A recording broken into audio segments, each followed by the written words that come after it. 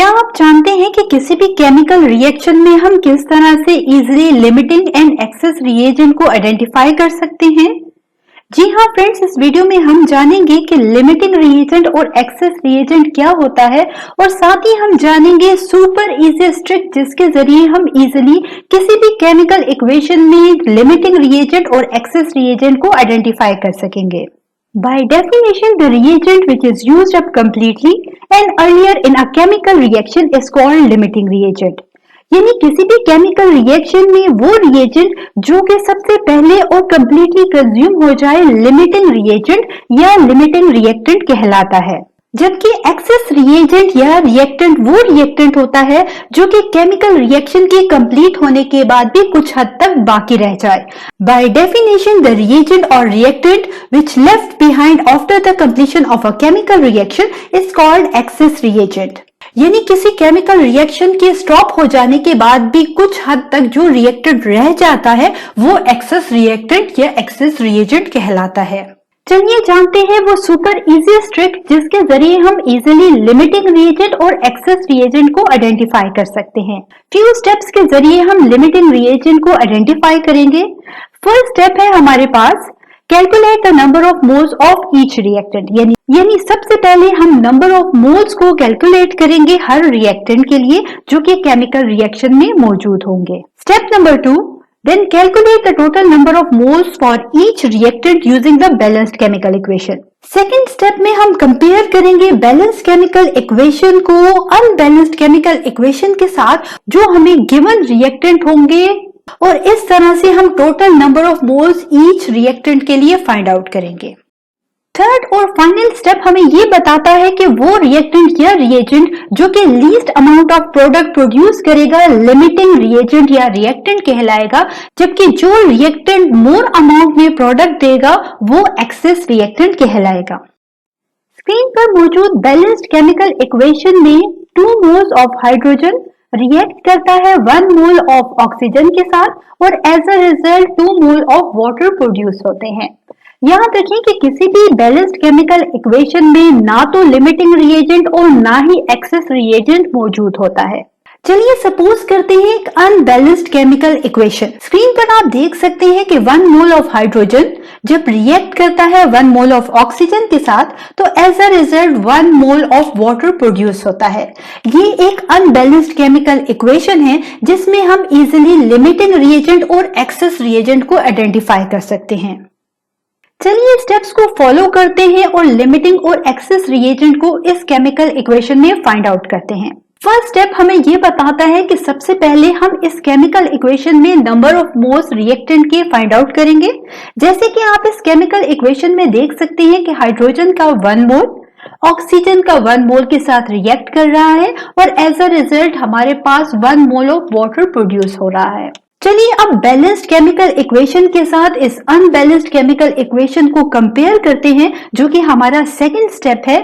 Balanced chemical equation हमें ये बताती है कि 2 मोल्स ऑफ हाइड्रोजन प्रोड्यूस करते हैं 2 मोल्स ऑफ वाटर, जबकि अनबैलेंस्ड केमिकल इक्वेशन हमें ये बताती है कि 1 मोल ऑफ हाइड्रोजन प्रोड्यूस कितने मोल्स ऑफ वाटर करता है। यहाँ पर हम फाइंड आउट करेंगे। सिंपली हम क्रॉस मल्टीप्लिकेशन के जरिए ये मालूम कर सकते हैं कि वाटर के कितने नंबर ऑफ मोल्स प्रोड्यूस होते हैं। क्रॉस मल्टीप्लिकेशन करेंगे, यहाँ पर 1 को मल्टीप्लाई करेंगे 2 के साथ और डिवाइड करेंगे 2 से।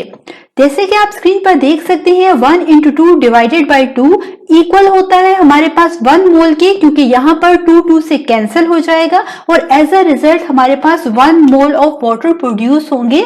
यानी कि 1 मोल ऑफ हाइड्रोजन प्रोड्यूस करता है 1 मोल ऑफ वाटर को। सिमिलरली बैलेंस्ड केमिकल इक्वेशन हमें ये बताती है कि 1 मोल ऑफ ऑक्सीजन प्रोड्यूस करता है 2 मोल्स ऑफ वाटर, और जो हमने फाइंड आउट करना है इस इक्वेशन के मुताबिक वो भी यही है कि 1 मोल ऑफ ऑक्सीजन कितने वाटर के मोल्स प्रोड्यूस करता है।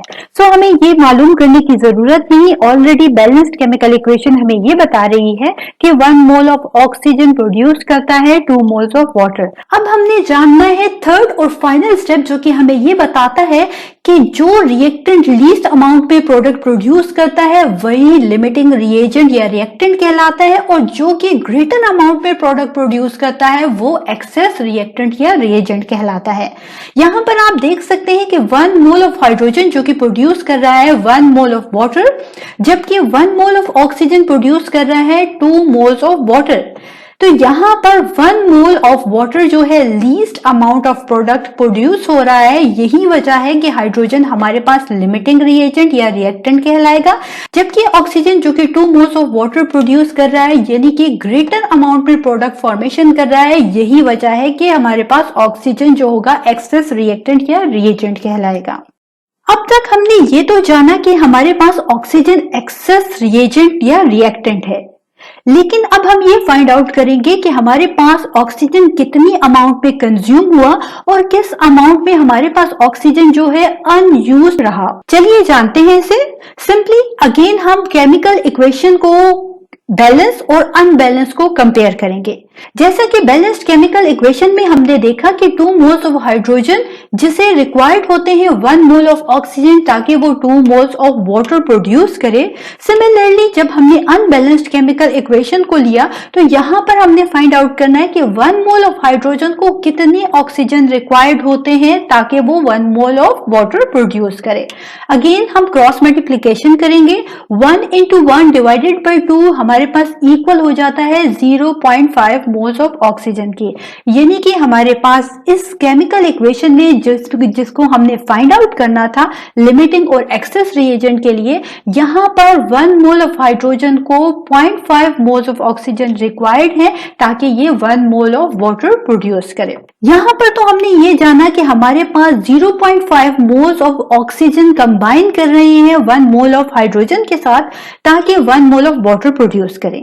अब हम फाइंड आउट करते हैं कि किस अमाउंट में हमारे पास एक्सेस रिएजेंट जो है वो लेफ्ट ओवर रहा, ठीक है, या अनयूज्ड रहा। फॉर्मूला हम यूज करते हैं लेफ्ट ओवर रिएजेंट या reactant is equal to total excess reagent minus amount used. Total जो एक्सेस रिएजेंट था हमारे पास ऑक्सीजन जिसका 1 मोल था, इसमें से हमने फाइंड आउट किया कि जो यूज्ड हो गया ऑक्सीजन की अमाउंट वो 0.5 मोल है। जब हमने इसको सब्ट्रैक्ट किया तो एज अ रिजल्ट हमारे पास आंसर आया 0.5 मोल्स, यानी कि जो ऑक्सीजन की अमाउंट अनयूज्ड थी वो 0.5 मोल है।